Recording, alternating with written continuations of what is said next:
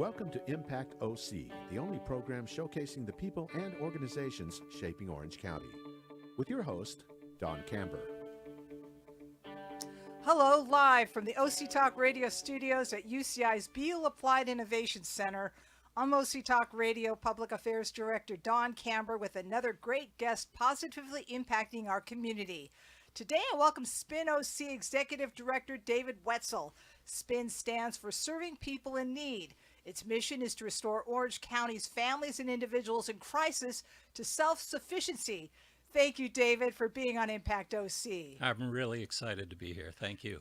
David, please share with us the kinds of crises families and individuals experience so that you can help them and restore them to self-sufficiency. Well, I don't think you have to look far to find the folks that we help out.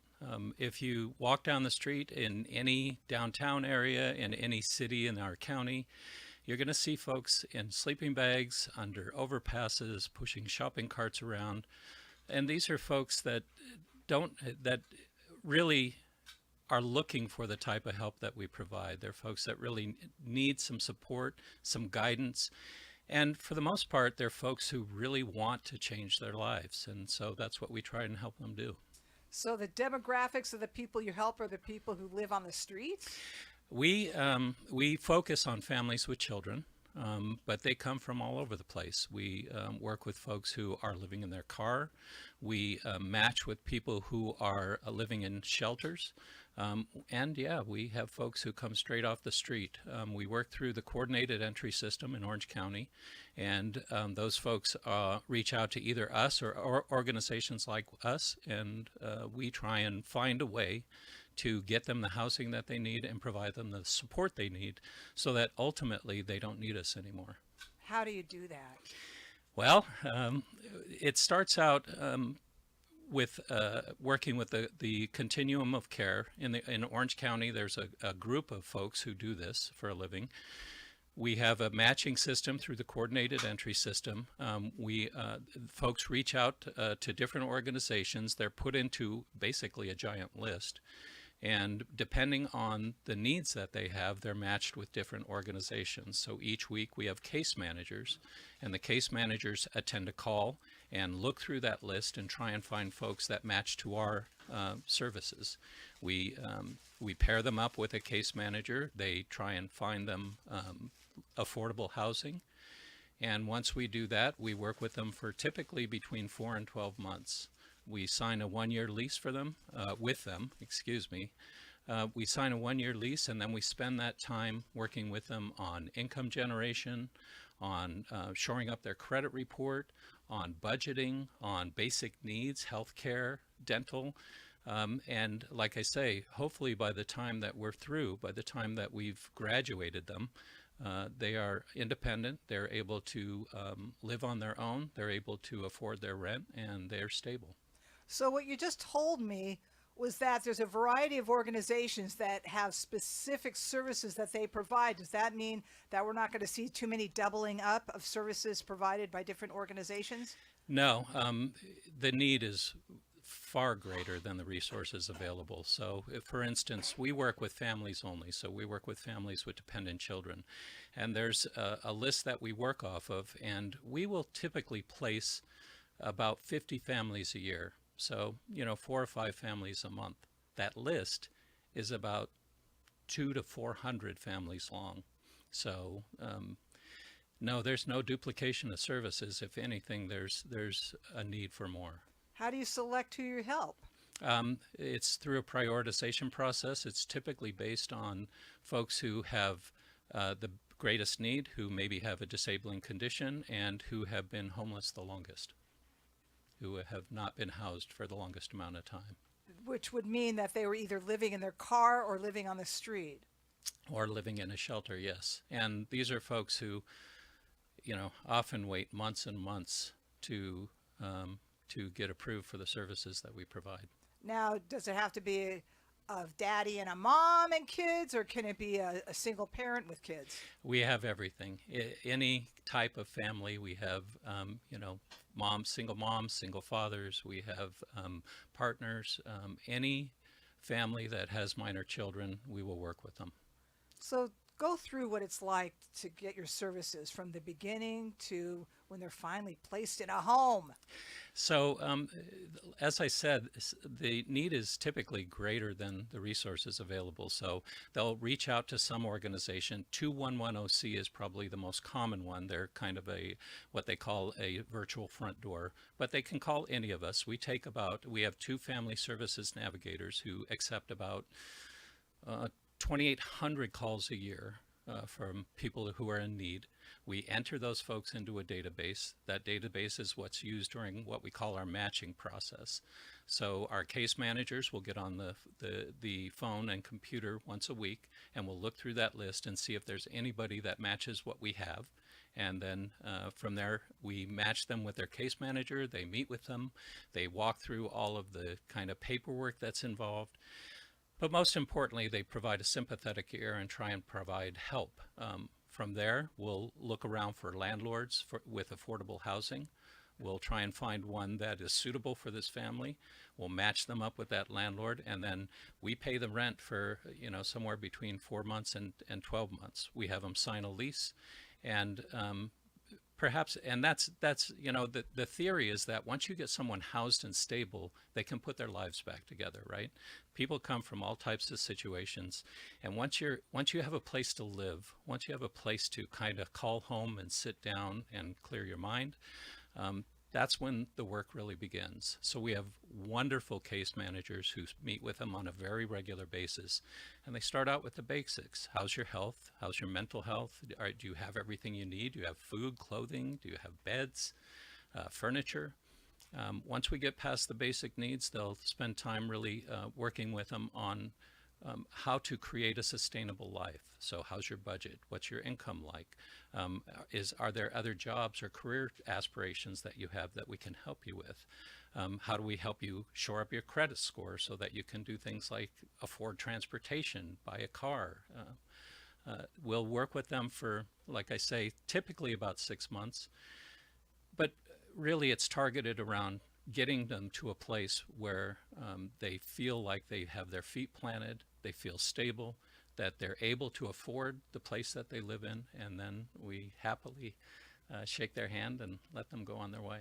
What are the situations that lead them to you? Oh, you can imagine, right? Probably a front of mind story for me is one that we just had our annual fundraiser in October, and we honored a woman, and I'll call her Jenny. And this is a woman who was kicked out of her home at a very young age, who lived on the streets, who went through foster care, who ultimately ended up with substance abuse, alcohol abuse, drug abuse, was pushed into sex trafficking, and really lost her youth. Sorry. When she made the decision, and she made the decision to turn her life around, she reached out to one of the organizations like us. It was actually Colette's home. And by that time she had children. So she has 3 daughters. They took her in. She went through a 12-step program. She was able to shake her substance abuse. She stabilized her life, and that's when she was matched with us. And we helped her find housing. She got a job. She went back to school. She's one, and I can picture her face, frankly. She's a woman that now has the life that she had dreamed of for so very long. Her children have a home to live in. She's able to spend time with them, tutoring them in school. She's going to school herself, trying to get a college degree. So that's the type of folks that we try to help, and that's the type of help that we try to provide. Affordable housing. How are you able to find it, and what is affordable housing? That's a great question. A lot of people are under the misconception, in Orange County in particular, that the number 1 and 2 causes for homelessness are drug abuse or substance abuse and mental illness. Actually, the number 1 cause for homelessness in Orange County is affordability. So we partner with a big group of landlords. They are relationships. We've been in business now for over 30 years, almost 40. So we partner with a group of landlords who have properties that are affordable. They certainly aren't the Hyatt, but they're good, safe, clean places to live. We've got long-term relationships with them, and the landlord has a sense of security that we're the backstop for the tenant, and so we try and work with that group, and that's the part of the magic that the case managers pull off is they have these groups of folks that they work with. They will hunt and peck around until they find a suitable place to live. Of course, part of it oftentimes is geography, where the family wants or needs to live, where their children go to school.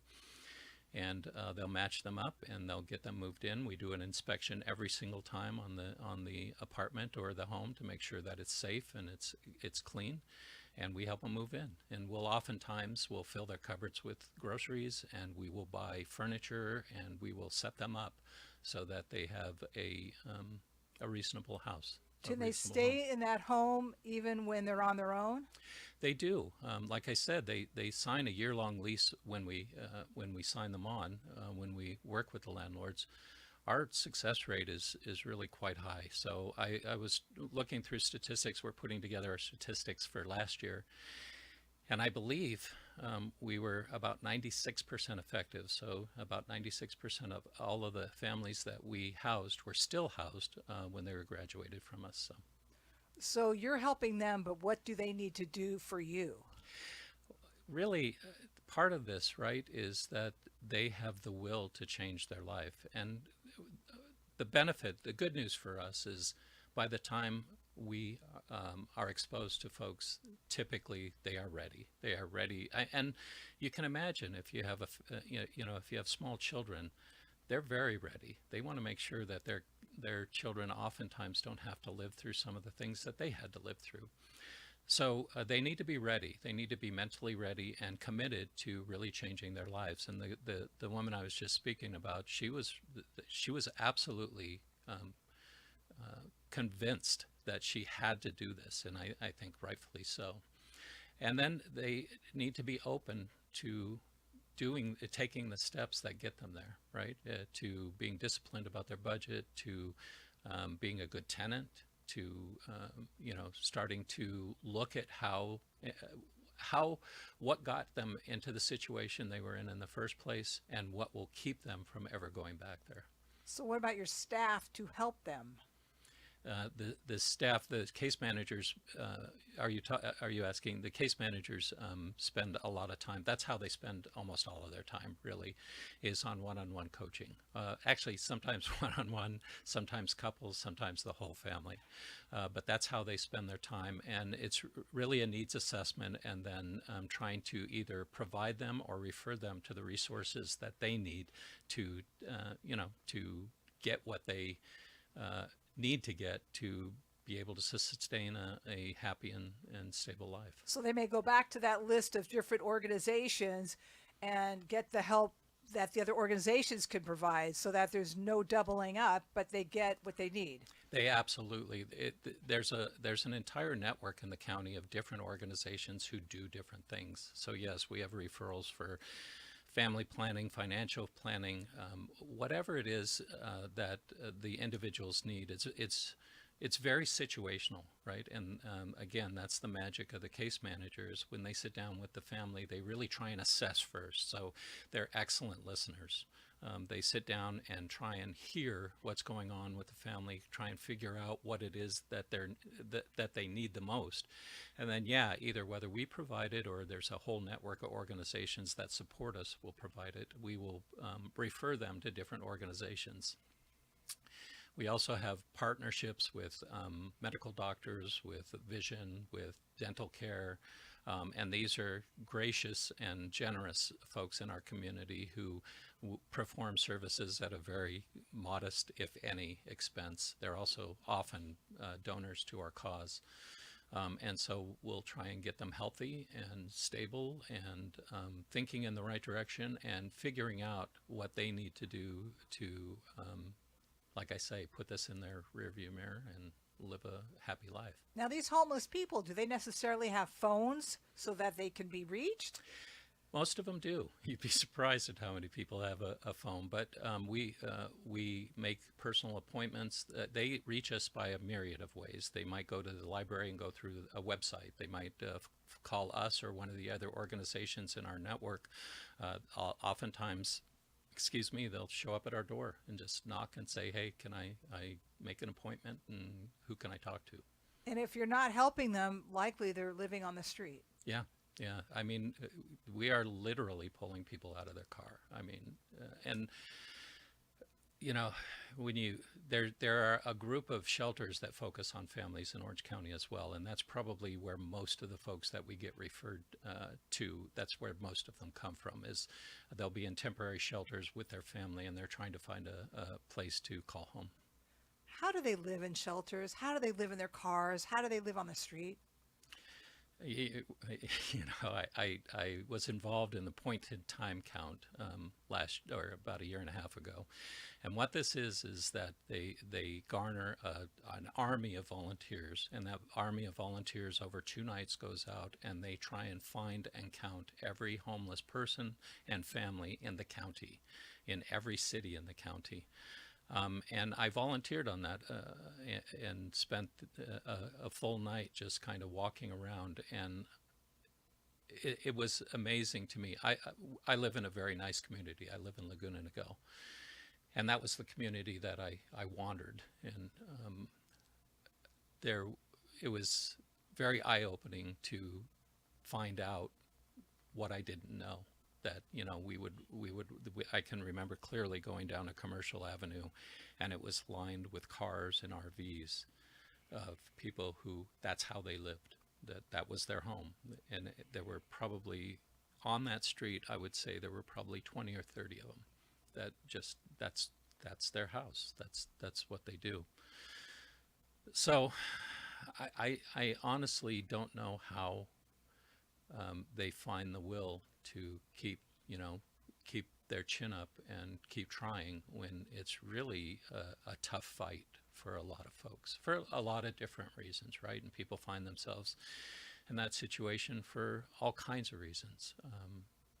But it's very eye-opening, and it's also eye-opening to get to know folks and understand that for the most part, just like everybody in this world, people want to do the right thing.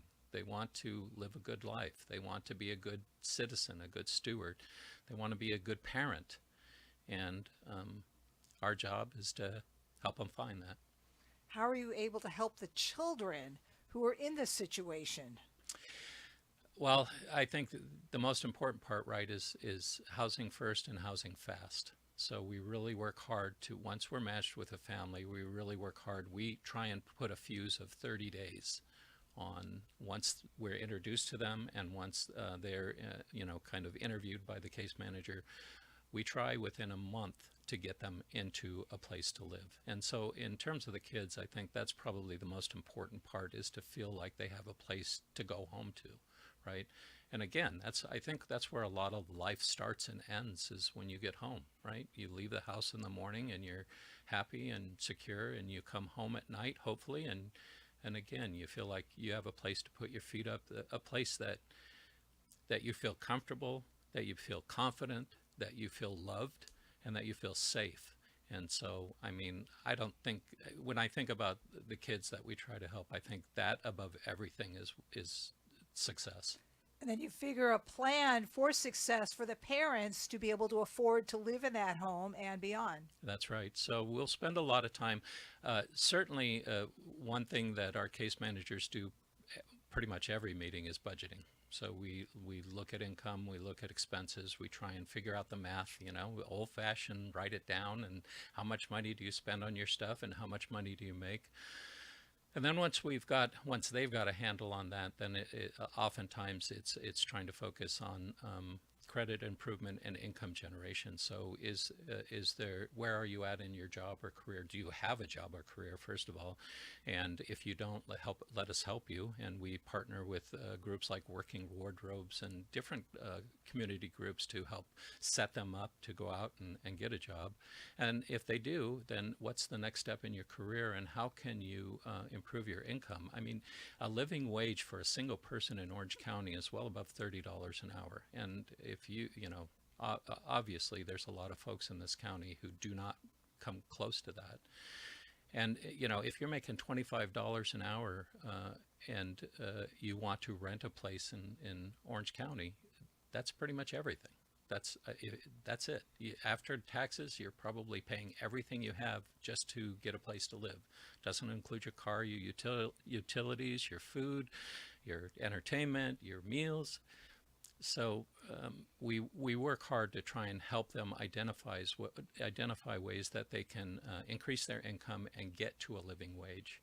And those are probably two of the primary efforts that we have. But there's all that ancillary stuff that can get in the way of that, right? If you're not feeling well, if you have vision problems, there's so many things that kind of go into answering that question of how do I take the next step, that we try and address those as well. How are you funded? We're funded about a third through HUD, Housing and Urban Development, through what they call the COC, the Continuum of Care here in Orange County. And about 2/3, probably another maybe 20% is grants, private grants, so foundations, people who and groups who are very generous. And then about a third of our funding is private donations. It's people who care about this issue and people who want to see us working on this and who open up their wallets generously and give graciously. How did the name be created? That's a good question. So this group was actually started in 1987 by a gentleman named Sam Boyce. And Sam started at a church in Newport Beach, and it was a men's group. And what they did was they just started walking out on the streets with meals, clothing, blankets, and taking those to folks who lived on the street. The original name was Street People in Need. And so he and a group of men would go out every week, and they'd walk the streets down along the coast, and they try and help people who needed help. And over the years, they would have conversations and try and understand how folks got into the situation they were in, living on the street. And that evolved into the programs that, we initially had a substance abuse program. But it evolved into the programs that we have today to help folks stabilize and find a place to live so that they can live the rest of their lives. So Sam was the man who actually named the organization years ago, and that name evolved shortly after. What's the reaction of people you've helped? Unbelievable. Sorry. It's okay. I've heard people walking out of our building calling our case managers angels, saviors.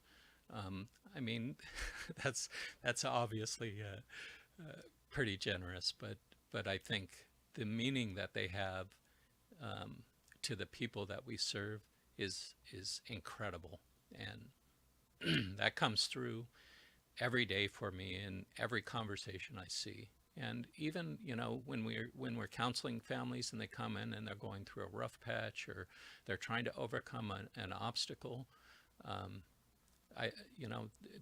the word that comes to mind is gratitude. That's pretty much all I ever feel, thankfully, right? That's pretty much what I feel every single day when I watch this. We have a lot of homeless people in Orange County, and many times they're hidden. But when you see them, how should people view them? I've heard a paraphrase of a saying 100 times is there's many, many people in this county who are one paycheck away from being homeless. So, I think most folks can see that. Most folks have experienced it in some form or another.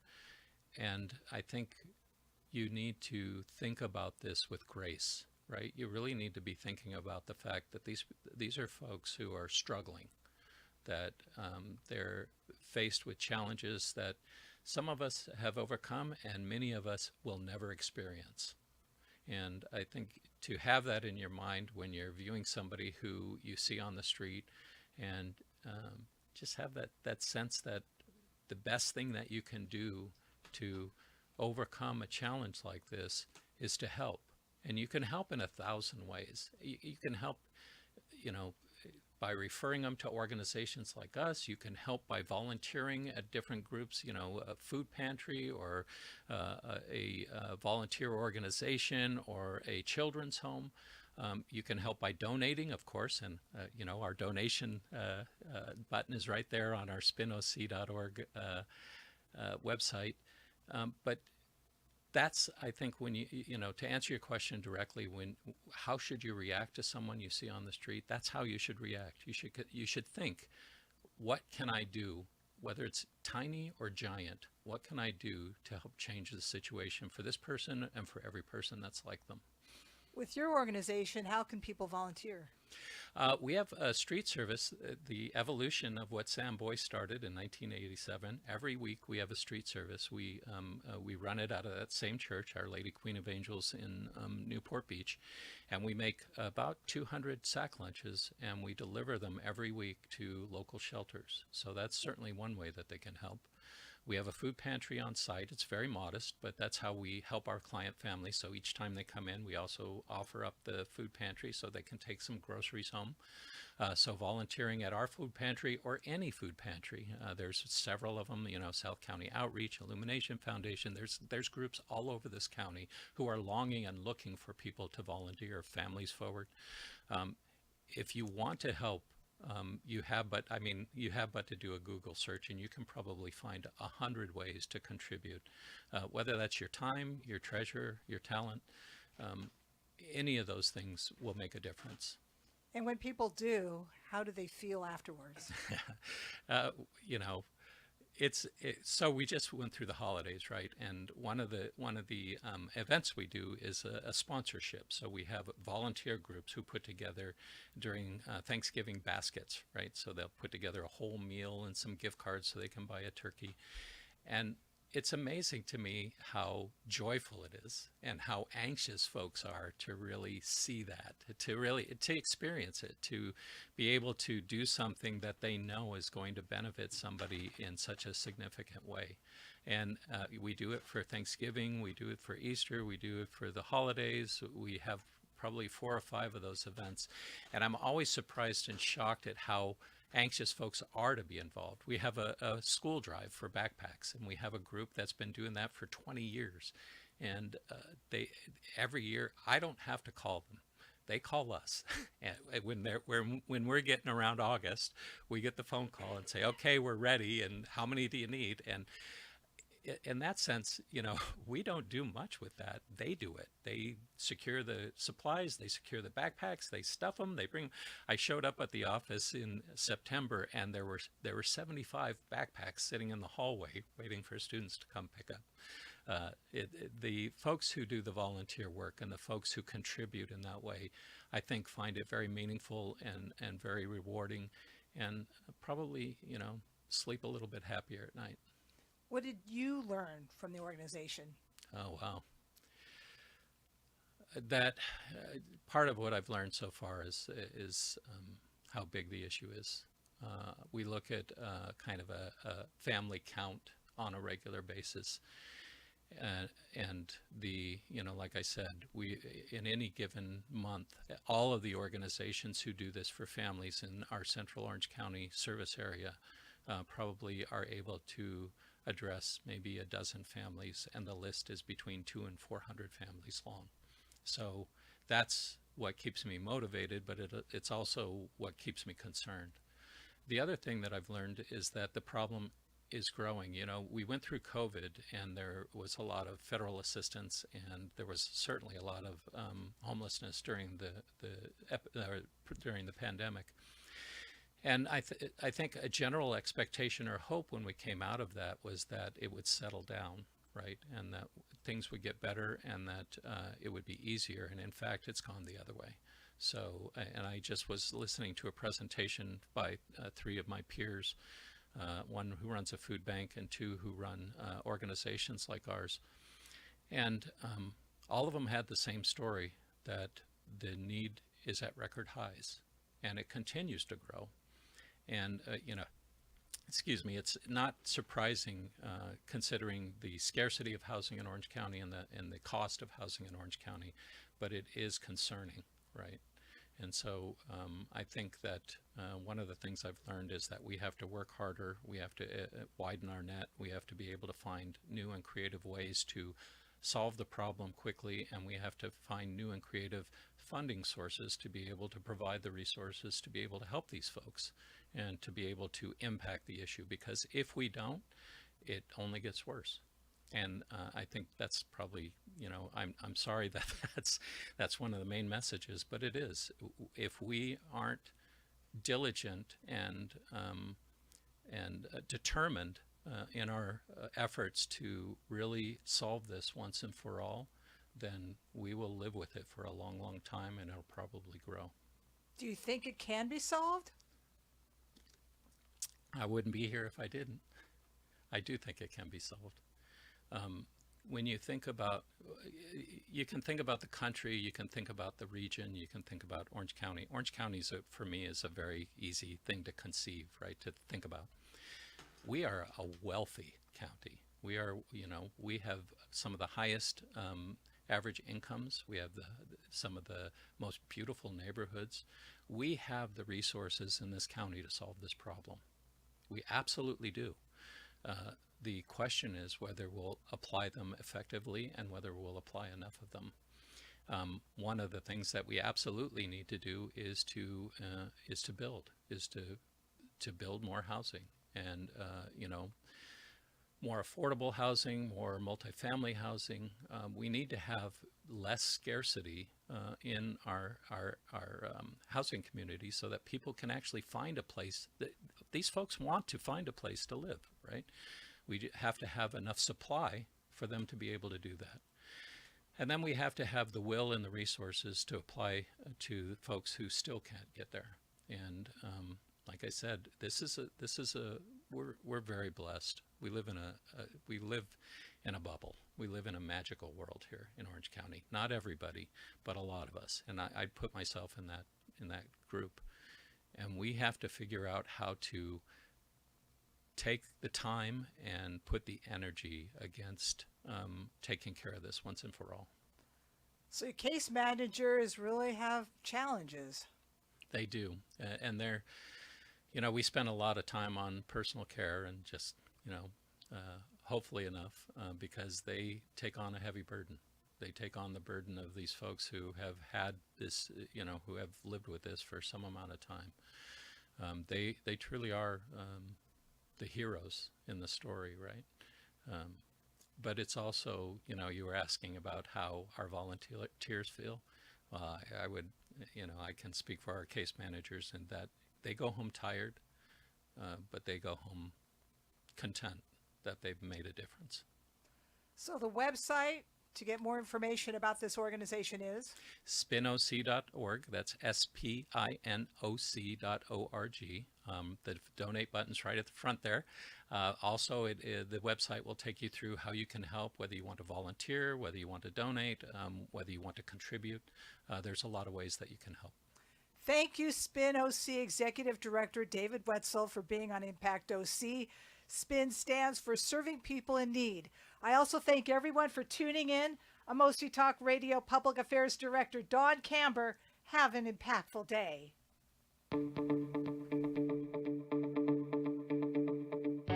You've been listening to Impact OC, the only program showcasing the people and organizations shaping our community. Right here on Orange County's only community radio station, OC Talk Radio.